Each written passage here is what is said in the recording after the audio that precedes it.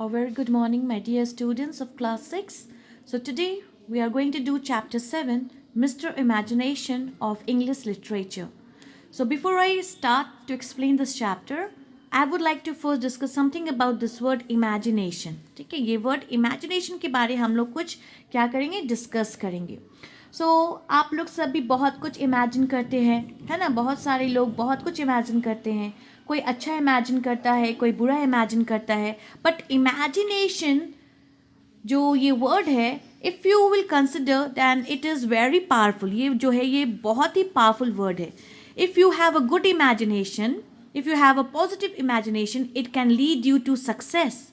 But if there is imagination in your mind which is dirty, गंदा, negative, then it will bring you down. ये आपको नीचे लेकर आता है.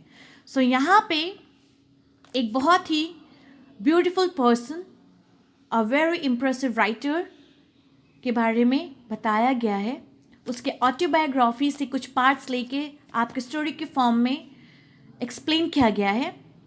And that writer is Jules Verne. This is the writer Jules Verne. तो ये जो राइटर है जूल्स वर्ने, ये 19th सेंचुरी के फ्रेंच राइटर थे. He was a writer out of his imagination. मतलब ऐसे ऐसे इमेजिनेशन के ज़रिए इन्होंने, ठीक है, साइंटिस्ट, ट्रैवलर्स, टूरिस्ट, ऐसे ऐसे लोगों को इंस्पायर किया है that it is unimaginable but it is imagined into his book. उसके उन्होंने अपनी राइटिंग के ज़रिए, इमेजिनेशंस के ज़रिए एक असल दुनिया क्रिएट की है, जिससे बहुत सारे लोगों ने अपने लाइफ में उसको एज अ प्रिंसिपल अपनाया है, फील किया है. जो एक राइटर होता है, ग्रेट राइटर जो होता है, वो अच्छी तरह से जानता है कि किस तरह से अपने रीडर को क्या करना है, इन्फ्लुएंस करना है, किस तरह वे अपने राइटिंग से रीडर्स को अपनी किताब में ही पूरा दुनिया घुमा सकते हैं, चांद तक लेके जा सकते हैं. मार्स तो दूर की बात हो गई, बहुत सारा. किस तरह वो पूरे के पूरे अंडर द सी के अंदर पूरे के पूरे दुनिया को घुमा सकते हैं, वो चीज़ एक राइटर की काबिलियत होती है, ठीक है, जो हम लोगों ने जूल्स वर्ने के राइटिंग्स में देखा है. So here I will explain it to you now. There were very few places in the world that Jules Verne, the writer, did not visit. तो जो भी इनके बायोग्राफी जिन्होंने लिखा है वो बता रहे हैं कि ऐसा बहुत ही कम प्लेस होगा दुनिया में जिसको जूल्स वर्ने ने विजिट नहीं किया होगा. He went around the world 100 times or more. वो पूरे अराउंड द वर्ल्ड 100 बार से भी ज़्यादा घूम चुके होंगे. Once he did it in 80 days. एक बार तो उन्होंने सिर्फ 80 डेज में ही पूरा दुनिया घूम लिया. In 19th century, he voyaged 60,000 miles under the sea. Even the Jules Verne जो है, सी के अंदर उन्होंने 60,000 माइल्स उन्होंने कवर कर लिया. He whisked around the moon. ये जो जूल्स वर्ने जो है, ठीक है, वो इवन की मून का चक्कर भी बहुत फटाफट क्विकली उन्होंने कंप्लीट कर लिया.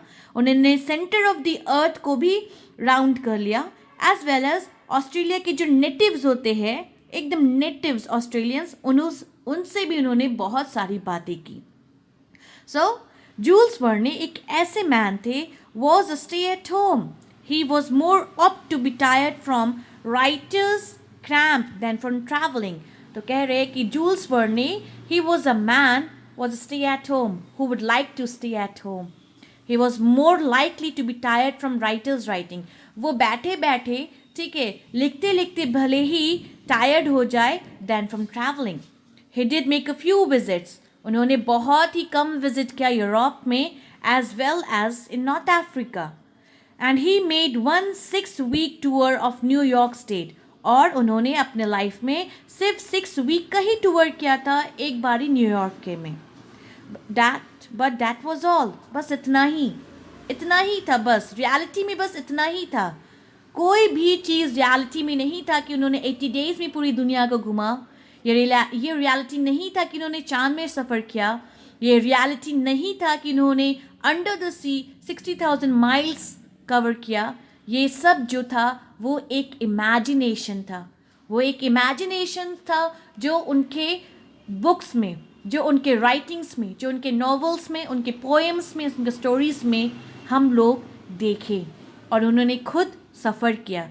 But in reality he was the person who used to stay at home and who used to indulge himself in writing and traveling the world सिर्फ अपने imaginations और writing के ज़रिए. He spent less than one of his 77 years really traveling. 77 years के हो चुके थे वो, but in 77 years में बहुत ही कम travel किया उन्होंने. Yet he was the world's most extraordinary tourist. But still वो पूरी दुनिया के सबसे एक्स्ट्रा ऑर्डिनरी क्या थे? टूरिस्ट थे. Why? Because of his imagination, because of his imaginative writing. Okay, his books are crowded with hunting and fishing expedition. इसकी जो बुक्स है, इनके जो राइटिंग्स हैं, इनकी जो बुक्स है, उसमें हम लोगों को ज़्यादातर हंटिंग्स और एक्सपीडिशंस के बारे में मिलेगा. एक्सपीडिशंस मतलब शॉर्ट जर्नी होता है जो कि हम लोग अपने लीजर के लिए या प्लेजर के लिए यूजुअली ऑफर करते जाने के लिए. तो Jules actually went hunting only once. पूरे अपने 77 ईयर्स के लाइफ में जूल्स जो है वो सिर्फ और सिर्फ एक ही बार हंटिंग करने के लिए गए. Then he raised his gun and shot off the game warden's heart. ठीक है, अ पर्सन मतलब यहाँ पे गेम वार्डन का मतलब होता है कि वैसे पर्सन जो कि वाइल्ड एनिमल्स वगैरह जो फॉरेस्टर होते एक तरह से आप बोल सकते हैं, उस तरह से जब उन्होंने हंटिंग के लिए अपनी लाइफ में पहली बार गए तब उन्होंने अपनी गन से, ठीक है, वार्डन के हैट को ही शूट कर दिया था. दैट ऑल्सो मीन्स कहने का मतलब है कि उनका हंटिंग फेल हुआ था. The only fish he ever caught was on a plate at the end of a fork. उन्होंने अपने लाइफ में कभी भी अगर एक भी फिश कैच किया, ठीक है, तो वो था उनके प्लेट में, उनके डाइनिंग टेबल पर, उनके कांटे और चम्मच के जरिए. In reality, he was far from fishing also. He never held a test tube in his hand. इन्होंने कभी भी अपने हाथ में टेस्ट ट्यूब नहीं पकड़ा जो लैब वगैरह में होता है एक्सपेरिमेंट करने के लिए.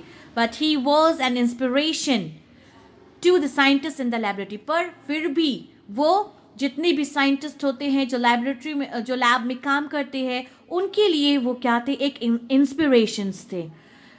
Long before the radio was invented, मतलब रेडियो के इन्वेंशन से पहले ही उन्होंने अपने बुक्स में टीवी के वर्किंग के बारे में इमेजिन कर लिया था. ठीक है, his name for it was photo telephoto.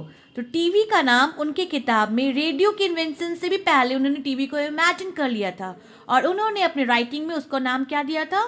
फोनो टेलीफोटो. ये वाला वर्ड जो है उन्होंने टीवी को नाम दिया था, फोनो telephoto. Understood? He had helicopters 50 years before. Wright brothers के इन्वेंशन करने से 50 years पहले ही उन्होंने हेलीकॉप्टर्स को इन्वेंट कर लिया था अपने राइटिंग्स में. ठीक है, then in fact there were very few wonders of the 20th century that this man of the 19th century has not foreseen. मतलब 20th century में जो वंडरफुल अजीब गरीब चीज़ों हम लोगों ने या लोगों ने देखा, ठीक है, वो तो बहुत बात की बात है. But this person 19th century में ही उन्होंने बहुत ही वंडर्स क्रिएट कर दिया था. In his stories you can read about neon light का फैशन अभी भी चल रहा है. बट जूल्स वर्ने के स्टोरीज बुक में हम लोग 19th सेंचुरी में ही neon light, moving sidewalks, AC, skyscrapers जो बड़े बड़े आसमान छूते हुए बिल्डिंग्स होते हैं, वो guided missiles, tank, electrically operated submarines जो पानी के अंदर में जो जहाज़ें होती हैं जो पूरी कवर्ड होते हैं, लड़ाई वगैरह में इस्तेमाल किए जाते हैं, इलेक्ट्रिकली जो आजकल ऑपरेट होते हैं, एयरप्लेन्स, ये सब चीज़ उन्होंने 19th सेंचुरी में ही अपनी किताबों में इमेजिन करके, ठीक है, पूरे रीडर्स को एक दूसरी ही दुनिया जो आज हम लोग जी रहे हैं वो चीज़ उन्होंने 19th सेंचुरी में ही घुमा दिया था. ठीक है, so many people took his ideas seriously. बहुत सारे लोगों ने उनके आइडियाज़ को सीरियसली लिया.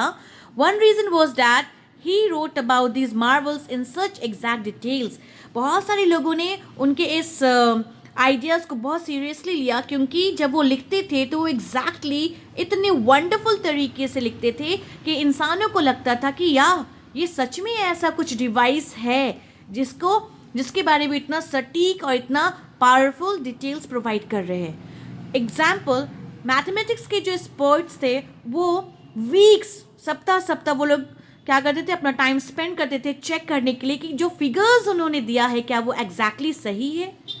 When his book about going to the moon was published, moon पर जाने वाला बुक जब इनका पब्लिश हुआ था, then 500% volunteered for the next expedition। तो 500 लोगों ने, ठीक है, उनको ऑफर किया था कि नेक्स्ट टाइम हम लोग आपको ज्वाइन करेंगे। ठीक है, सो विल कंटिन्यू। आज आपको इतना ही एक्सप्लेनेशन दिया जाएगा पेज नंबर 55 तक का।